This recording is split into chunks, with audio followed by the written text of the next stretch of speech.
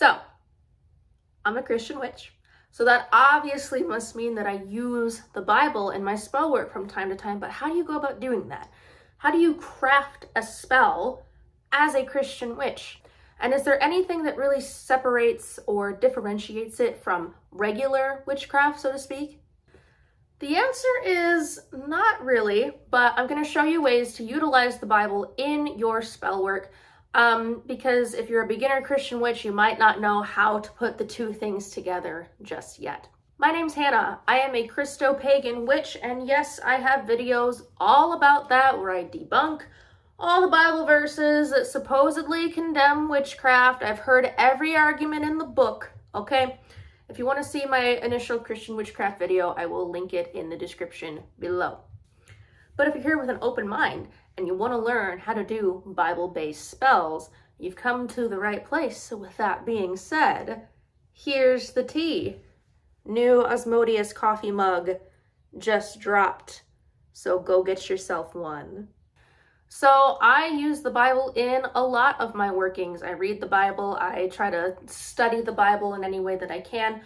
I first want to talk about what version of the Bible do I use. So whatever version of the Bible you understand and feel that you can interpret best is what I recommend. I do recommend a study Bible because study Bibles tend to have like annotations and provide some context to what's going on in the stories. But if you're looking for the most accurate version of the Bible that you can find, I personally don't believe that any Bible is going to be like 100% accurate because they've just been so misinterpreted and mistranslated over the years. And these events occurred 2,000 plus years ago. So how are we to know what really went down? But in my humble opinion, the most accurate Bible that you can find are the Jewish Study Bible and the Jewish Annotated New Testament.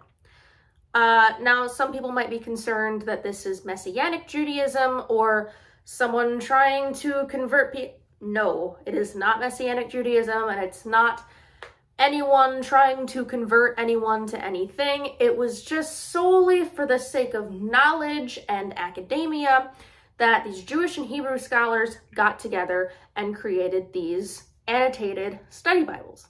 And the reason why they did this is because Christianity is an offshoot of Judaism, and so much of what is happening in the Bible is through the Jewish lens and the Jewish perspective that these scholars were like, let's create a translation of the Bible that demonstrates that. Because a lot of modern versions of the Bible, even if they're not the King James, are based on the King James, or they're like offshoots of the King James. And so Jewish people would read the Christian Bible and see things that were happening through the Jewish lens 2,000 years ago and be like, wait, no, that is not how these people would have handled that situation even 2,000 years ago. So let's come in and do some corrections here. So again, I personally don't believe that any version of the Bible is going to be 100% accurate, but the Jewish Study Bible and the Jewish Annotated New Testament are probably the most accurate versions you're going to find. But again, whatever version of the Bible is most resonating to you, what you can understand best, that is what's going to work best for you. But the Bible is pretty thick, and some people have a lot of Bible verses memorized. They just be like, oh, I can use this verse for this, and I can use this verse for that. That's not the case for everyone, though. I've been reading the Bible for as long as I've been alive, and yet when people ask me, oh, what's your favorite Bible verse? Or what Bible verse would you recommend for this? Suddenly, I can't remember any Bible verse that has ever existed, ever. So it's not so easy for me personally to just pick one. There's a couple things that you can do, though. There is an exercise known as bibliomancy. Now, you don't necessarily have to use a Bible for this. You can use any book for it, despite the prefix biblio. Like, you can use any book for it. And basically, you just kind of ask the universe or God or whoever, you flip open to a book and be like, okay, that, read the first sentence that your eye goes to, and that's the message that the universe has for you. That'll work for some people. I know it has worked for my friend Sarah, who is a Christian witch on several occasions. Might not work for everyone, but it is fun. So, maybe give it a try. You may have heard that you can use the Psalms in various magical workings. I've heard the Book of Psalms is a spell book. It's pretty easy to go online and look up like how to use the Psalms in witchcraft, or how to use the Psalms in magic, or what they're associated with. You can find so many things about the Psalms, but I feel like people have heard of using the Psalms on so many occasions. That's not the only part of the Bible that you can utilize in your craft, though. You can use the whole Bible. You just kind of have to know how to do that. There's obviously like the Lord's Prayer, Our Father who art in heaven, hallowed be thy name, da-da-da. Then there's the Lord is my shepherd, he shall not want, he maketh me lie down in green pastures, and the rest of that. Those prayers and verses I tend to chant when I am cleansing my house. So I have my non-sage smoke bundle. I was doing this in the house yesterday.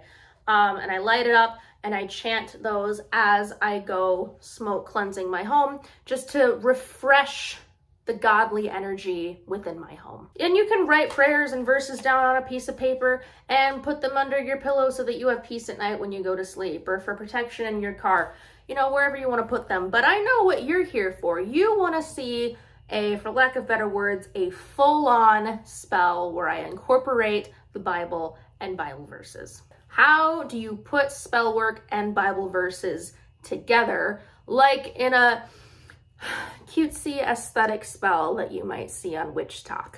For this, I recommend a handful of things. It's going to depend on what is and is not accessible to you. You might want your Bible, or if you don't have one, Google also works. A prayer book. I have this one, but again, if you don't have that, Google works. A spell book. But again, if you don't have that, Google works. And really the first question you need to ask yourself is, what am I doing this spell for? What is my intent? Are you looking for friendship? Are you looking for money? Are you looking for love? For the example that we're going to do today, we're going to utilize the aspect of protection. Maybe you're going through a difficult period in life, or maybe someone has sent some negative energy to you, and we want to make sure that the home is protected so that that doesn't happen again. I'm in a position where I know how to craft spells on my own, so I don't necessarily need a spell book like this one in order to walk me through what I need to do. But for some people, you might, and that is totally okay. Or you might reference your Book of Shadows a lot if you write down your spells and you don't have them memorized. That's all completely okay too. But what I do is I have this prayer book, and this is God's promises for your every need.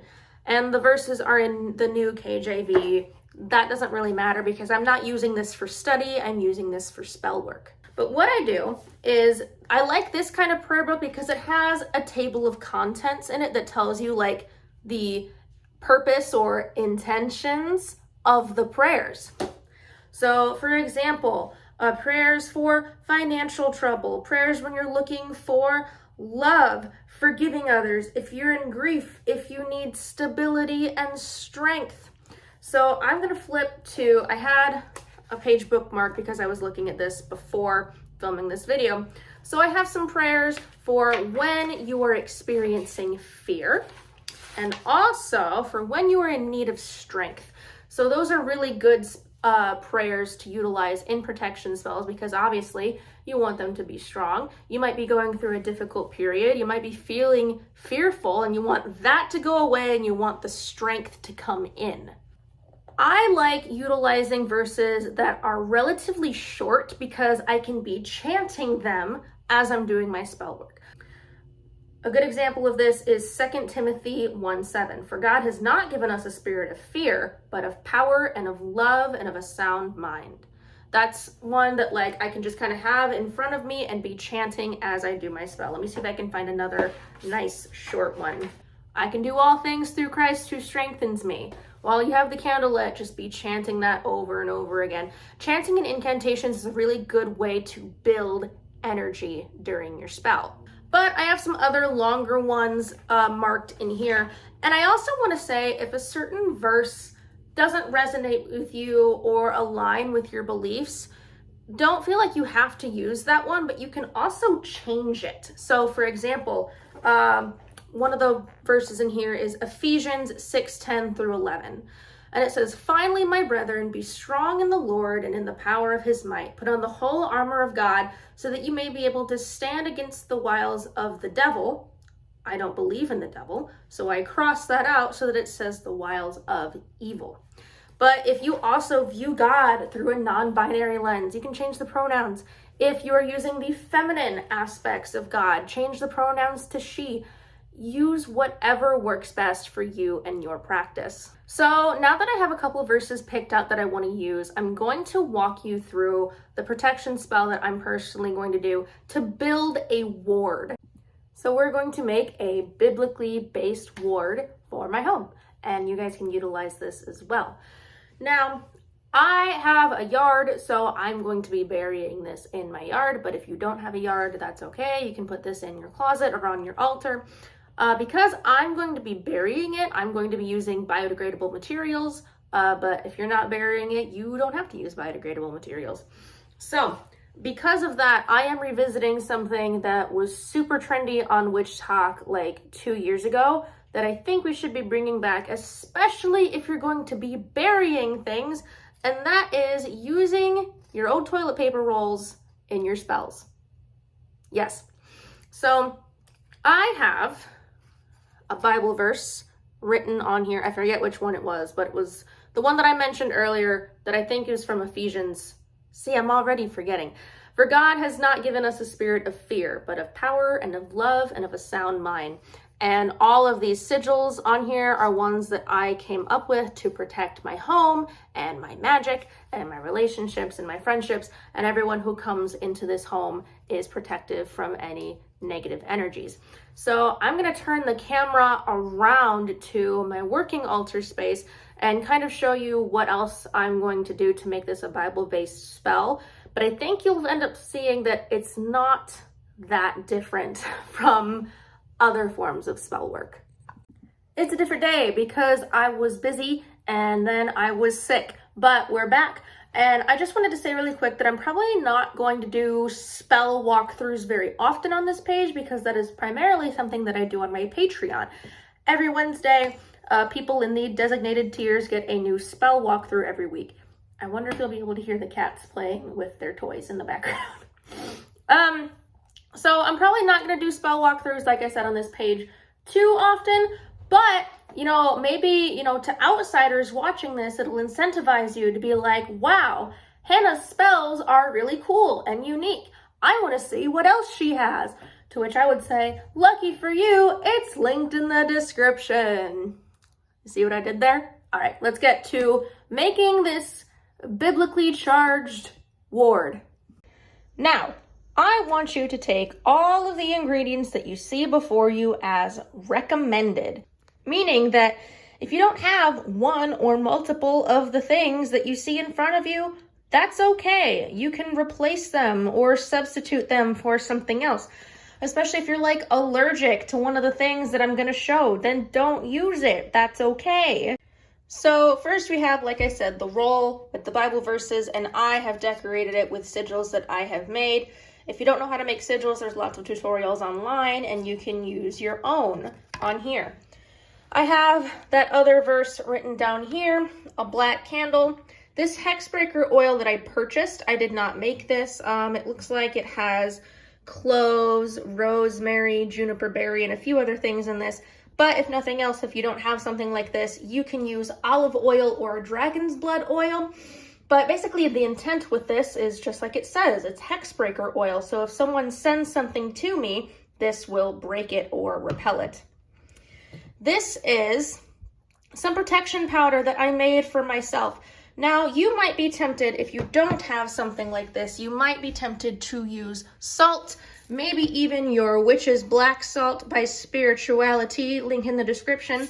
But we're not going to use that because we're going to be burying this, and salt is a no-no when you are burying things because salt is very bad for the earth. So This is several other crushed herbs and incense ash, but like I said, if you don't have something like that, that is totally okay. As far as like protection ingredients, I have got peppermint, elderberry. This is really great for deflecting bad energies that are sent your way and returning them from whence they came. And rosemary is also very protective. I've also included coffee grounds because coffee is great for if you want fast acting spells. And then I know this lid says thyme, but I don't have thyme in here. I have cat fur. Don't worry, I did not yank this out of my cat. She likes to be brushed, and when she is brushed, she sheds a lot. So I put it in a jar, and what that's going to do is it's going to connect this and all of these things to someone or something in the house.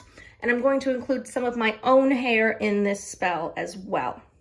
Now you're gonna see me using a pin here. I know a lot of times we associate pins with baneful magic. That's not what we're doing here. This is just to hold all of this together while I am working with this. It's solely for practical uses. And because I'm wanting to use biodegradable ingredients so that I can bury this after the fact, I'm going to remove the pin before I bury this. This is just purely practical to keep all of this held together. Now, basically what I'm going to do is I'm just going to add each of these ingredients to the tube. But when you're adding ingredients to your spells, you want to consciously be thinking about the intent behind that herb or ingredient or its correspondence or what specifically you want it to do.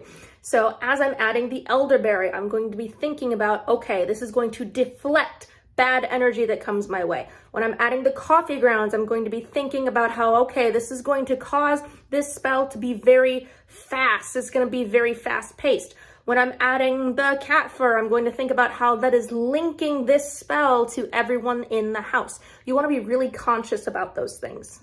Because I am familiar with all of the correspondences of everything that I have in front of me, it's easy for me to multitask, but it might not be the case for everyone. So because I can kind of multitask, I can focus on multiple things at once with my spell work, I am also going to be reciting this verse over and over again as I put all of the ingredients in. But if that's too hard for you to focus on that many things at the same time, that is okay. You can just recite this at some other point during your spell work. No evil shall fall before me, nor shall any plague come near my dwelling. For he shall give his angels charge over me, to keep me safe in all my ways. No evil shall fall before me, nor shall any plague come near my dwelling. For he shall give his angels charge over me, to keep me safe in all my ways. And I'm going to keep doing that with everything that I add. No evil shall fall before me, nor shall any plague come near my dwelling. For he shall give his angels charge over me, to keep me safe in all my ways. No evil shall fall before me, nor shall any plague come near my dwelling. For he shall give his angels charge over me, to keep me safe in all my ways.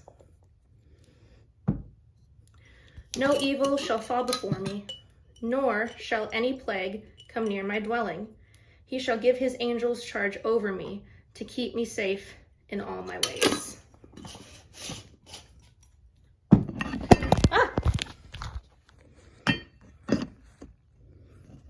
Sometimes mishaps happen during spells. That's okay. It doesn't make them any less effective. Also, don't be afraid if you like stutter or stumble over your words as you chant them. That's okay. Your spell will still work. No evil shall fall before me, nor shall any plague come near my dwelling. For he shall give his angels charge over me, to keep me safe in all my ways. No evil shall fall before me, nor shall any plague come near my dwelling. For he shall give his angels charge over me, and keep me safe in all my ways. So I put a few drops in the tube, and then I put 3 drops on the verse itself. Now, some of the herbs got on here just because I'm messy, but that's not so bad because then we have those protective intents as well. So I'm going to fold this towards me 3 times because that symbolizes bringing this protective energy towards me. And then we're gonna put her in there with everything else. It's kind of hard to see, but I don't have it like completely overflowing, stuffed to the brim with stuff, right? We don't necessarily need to do that. So now I still have the tack, keeping that one end in place, and I've also folded this end over so that everything is contained. And I'm going to use the black candle to drip wax on this and seal it shut. Now I know that not every form of candle wax is biodegradable. I made sure that I got a kind that is, but just do your best with this. There's lots of other alternatives that you could use to seal this, or you could just bury it, you know, as is right now. Now, I really suck at memorization, so even though I just chanted that one Bible verse or psalm, I forget if it was in Psalms. Either way, even though I just chanted that over and over and over again, I've like already forgotten it. So while I have this candle lit to seal my cardboard shut, I'm just going to chant, I can do all things through Christ who strengthens me, because that's something that I have memorized. But if there's a different verse or psalm or incantation that you have memorized that you want to use, then that's something that you can use too. Always be careful with candles, practice fire safety, have water or a fire extinguisher nearby. It's much better for you to have to redo a spell in the future than for you to possibly burn your house down. We don't want to do that. So I just lit this, so it hasn't quite gotten to the wax yet in order to melt it, but I am still just going to continue chanting, I can do all things through Christ who strengthens me. I can do all things through Christ who strengthens me. I can do all things through Christ who strengthens me. There we go. We're starting to get some wax drops. I can do all things through Christ who strengthens me. I can do all things through Christ who strengthens me. I can do all things through Christ who strengthens me. And just keep doing this until you feel that your spell has been appropriately sealed. And then I'm going to remove the pin that is holding the other side together and seal that too. I can do all things through Christ who strengthens me. I can do all things through Christ who strengthens me. I can do all things through Christ who strengthens me. Now I'm holding this part together so that that wax will dry and seal it shut. It doesn't need to be completely sealed. I just want it sealed enough so that I can carry it downstairs to my backyard without it spilling, honestly. And then you don't have to do this, but I found a little pocket that the candle will fit into. So I know it's kind of at an angle. That's why I'm doing this on a fireproof tray. So I'll let it burn down a little more and then I will snuff it. You can blow out candles. I promise, it's not gonna hurt you. Okay, that has been appropriately sealed. So I'll just let this go for a little longer, focus on the flame, keep chanting, and then it'll be time to take it down to the yard. I know what you're thinking. Hannah, does your boyfriend know that you bury things in the backyard? And to that I say, no comment. I don't really want to talk once I get outside because I am really close to my neighbors and I don't want them to know what I am doing. It has been raining the past couple days, so the ground should be soft. Basically, I have a tree that I have dedicated to the goddess Asherah, who I would love to do a video about sometime. But basically, I want to take this and bury it under that tree. And as I bury it, again, I'm going to be asking the god and the goddess for protection, all of my deities, whoever you work with, guides, you know, whatever. And just believing that, you know, anything that comes near this is going to bounce off. Now I know what you're thinking. Again, Hannah, these are all biodegradable ingredients, so this is going to dissolve in a couple weeks. Yes, I like to do something like this once a month, once every few weeks, just so it'll keep refreshing. But also, even as it dissolves, I am of the belief that the earth will absorb that energy and put it to use. It's not necessarily going to be finished once it completely dissolves. Like, the fact that it'll be absorbed into the earth is a good thing. But yeah, I'm still going to be praying and thinking about what I want this to do as I'm burying it.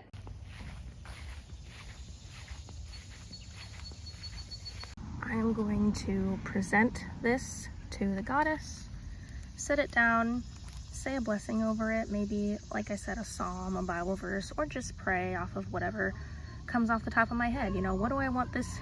You could probably hear dogs barking. It's my neighbor's dogs. What do I want this to do? What do I want this to achieve? I'm just gonna lay hands on it and focus on that for a second, and then I will get to burying it.